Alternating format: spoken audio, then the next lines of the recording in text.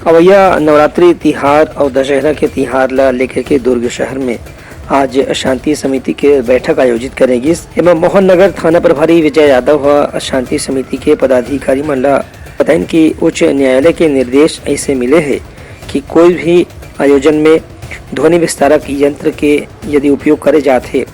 वह 120 डेसिबल से ज़्यादा नहीं होना चाहिए और रात 10 बजे के बाद ऐसा कोनो भी ध्वनि विस्तारक यंत्र के उपयोग करे के अनुमति नहीं है।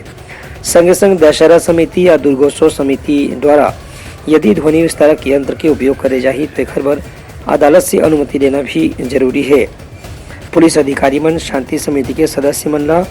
और दुर्गा समिति के सदस्य मन ला कहिन कि यदि पंडाल में दुर्गा बिठाए जाते तो मुख्य मार्ग में यातायात प्रभावित नहीं होना चाहिए। एक से पंडाल के आसपास ऐसी व्यवस्था करे जाए कि वहां से गुजरने वाला गाड़ी मन सामान्य ढंग से आ जा सके। आज थाना मोहन नगर में जो वर्तमान में जो आने वाली नवरात्र का पर्व है और साथ ही दशहरे का पर्व है, उस संबंध में जो हमारे वरिष्ठ अधिकारी के द्वारा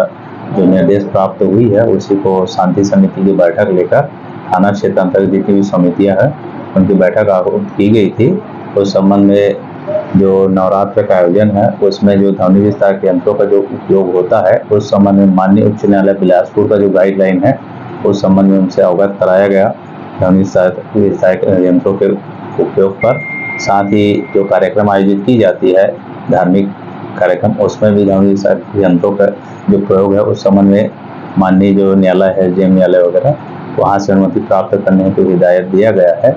साथ ही जो और अन्य कार्यक्रम आयोजित की जाती है उसमें यातायात व्यवस्था को का संचालन है सुचारू रूप से रखने